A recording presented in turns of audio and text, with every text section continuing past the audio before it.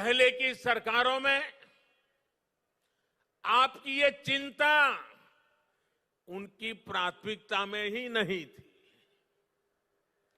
लेकिन सर्बानंद सोनोवाल जी उनके नेतृत्व में यहां की सरकार ने आपकी इस चिंता को दूर करने के लिए गंभीरता के साथ काम किया।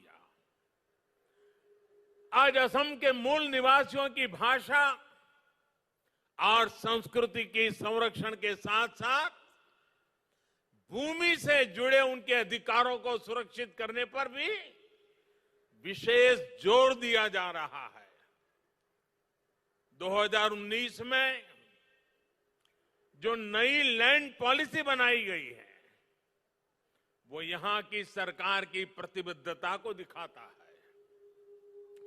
इन्हीं प्रयासों का परिणाम है कि बीते सालों में 2.25 लाख से ज्यादा मूल निवासी परिवारों को भूमि के पट्टे सौंपे जा चुके हैं। अब इसमें 1 लाख से ज्यादा परिवार और जुड़ जाएंगे। लक्ष्य ये है कि असम के ऐसे हर परिवार को जमीन पर कानूनी हक जल्द से जल्द मिल सके। भाइयों और बहनों, जमीन का पट्टा मिलने से मूल निवासियों की लंबी मांग तो पूरी हुई है, इससे लाखों लोगों का जीवन स्तर बेहतर होने का रास्ता भी बना है। अब इनको केंद्र और राज्य सरकार की दूसरी अनेक योजनाओं का लाभ मिलना भी सुनिश्चित हुआ है, जिनसे हमारे ये साथी वंचित थे। अब ये साथी भी असम के उन लाखों किसान परिवारों में शामिल हो जाएंगे जिनको पीएम किसान सम्मान निधि के तहत हजारों रुपयों की मदद सीधी बैंक खाते में भेजी जा रही है। अब इनको भी किसान क्रेडिट कार्ड, फसल बीमा योजना और किसानों के लिए लागू दूसरी योजनाओं का लाभ मिल सकेगा। इतना ही नहीं, वो अपने व्यापार कारोबार के लिए इस जमीन पर बैंकों से ऋण आसानी से ले पाएंगे। भाइयों और बहनों, असम की लगभग 70 छोटी बड़ी जनजातियों को सामाजिक संरक्षण देते हुए उनका तेज विकास हमारी सरकार की प्रतिबद्धता रही है। अटल जी की सरकार हो या फिर बीते कुछ सालों से केंद्र और राज्य में एनडीए की सरकार, असम की संस्कृति, स्वाभिमान और सुरक्षा हमारी प्राथमिकता रही है।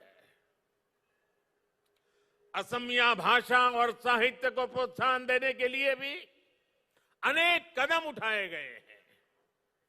इसी तरह हर समुदाय के महान व्यक्तित्वों को सम्मान देने का काम बीते सालों में असम की धरती पर हुआ है। श्रीमंत शंकरदेव जी का दर्शन, उनकी शिक्षा असम के साथ साथ संपूर्ण देश, पूरी मानवता के लिए बहुत अनमोल संपत्ति है। ऐसी धरोहर को बचाने और उसका प्रचार प्रसार करने के लिए कोशिश हो, ये हर सरकार की जिम्मेदारी होनी चाहिए थी। लेकिन बाटाद्रवा सत्र सहित दूसरे सत्रों के साथ क्या बर्ताव किया गया, ये असम के लोगों से छिपा नहीं है। बीते 4.5 सालों में असम सरकार ने आस्था और अध्यात्म के इन स्थानों को भव्य बनाने के लिए, कला से जुड़ी ऐतिहासिक वस्तुओं को संजोने के लिए अनेक प्रयास किए हैं। इसी तरह असम और भारत के गौरव काजीरंगा नेशनल पार्क को भी अतिक्रमण से मुक्त करने और पार्क को और बेहतर बनाने के लिए भी तेजी से कदम उठाए जा रहे हैं। भाइयों और बहनों, आत्मनिर्भर भारत के लिए नॉर्थ ईस्ट का तेज विकास, असम का तेज विकास बहुत ही आवश्यक है। आत्मनिर्भर असम का रास्ता असम के लोगों के आत्मविश्वास से होकर गुजरता है, और आत्मविश्वास तभी बढ़ता है जब घर परिवार में भी सुविधाएं मिलती है और राज्य के अंदर इंफ्रास्ट्रक्चर भी सुधरता है। बीते सालों में इन दोनों मोर्चों पर असम में अभूतपूर्व काम किया गया है। असम में लगभग 1.25 करोड़ गरीबों के जनधन बैंक खाते खोले गए। इन्हीं खातों के कारण कोरोना के समय में भी असम की हजारों बहनों और लाखों किसानों के बैंक खाते में सीधी मदद भेजना संभव हो पाया है। आज असम की लगभग 40% आबादी आयुष्मान भारत की लाभार्थी है, जिसमें से लगभग 1.5 लाख साथियों को मुफ्त इलाज भी मिल चुका है। बीते 6 साल में असम में टॉयलेट्स की कवरेज 38% से बढ़कर 100% हो चुकी है। 5 साल पहले तक असम के 50% से भी कम घरों तक बिजली पहुंची थी, जो अब लगभग 100% तक पहुंच चुकी है। जल जीवन मिशन के तहत बीते 1.5 साल में असम में 2.5 लाख से ज्यादा घरों में पानी का कनेक्शन दिया है। केंद्र और राज्य सरकार का डबल इंजन 3-4 वर्षों में असम के हर घर तक पाइप से जल पहुंचाने के लिए काम कर रहा है। भाइयों और बहनों, ये जितनी भी सुविधाएं हैं, इनका लाभ सबसे ज्यादा हमारी बहनों बेटियों को ही होता है। असम की बहनों बेटियों को बहुत बड़ा लाभ उज्ज्वला योजना से भी हुआ है। आज असम की करीब 35 लाख गरीब बहनों की रसोई में उज्ज्वला का गैस कनेक्शन है। इसमें भी लगभग 4 लाख परिवार एससी और एसटी वर्ग के हैं। 2014 में जब हमारी सरकार केंद्र में बनी, तब असम में एलपीजी कवरेज सिर्फ 40% ही थी। अब उज्ज्वला की वजह से असम में एलपीजी कवरेज बढ़कर करीब 99% हो गया है, 99% हो गया है। असम के दूर दराज वाले इलाकों में गैस पहुंचने में दिक्कत ना हो, इसके लिए सरकार ने डिस्ट्रीब्यूटर्स की संख्या को भी काफी बढ़ाया है। 2014 में असम में 330 एलपीजी गैस डिस्ट्रीब्यूटर थे, अब आज इनकी संख्या 575 से भी ज्यादा हो गई है।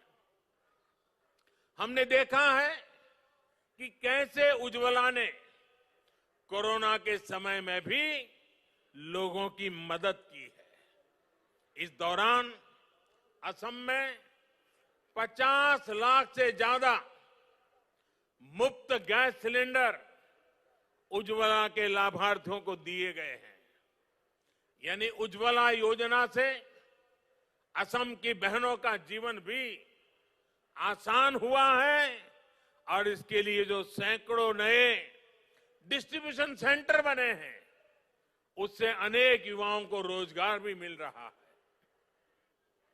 साथियों, सबका साथ, सबका विकास, सबका विश्वास, इस मंत्र पर चल रही हमारी सरकार असम के हर हिस्से में हर वर्ग को तेजी से विकास का लाभ पहुंचाने में जुटी है। पहले की नीतियों के कारण चाय जनजाति की क्या स्थिति हो गई थी, ये मुझसे ज्यादा आप लोग जानते हैं। अब चाय जनजाति को घर और शौचालय जैसी मूल सुविधाओं से जोड़ा जा रहा है। चाय जनजाति के अनेक परिवारों को भी जमीन का कानूनी अधिकार मिला है। चाय जनजाति के बच्चों की शिक्षा, स्वास्थ्य और रोजगार की सुविधाओं पर ध्यान दिया जा रहा है। पहली बार उनको बैंक की सुविधाओं से जोड़ा गया है।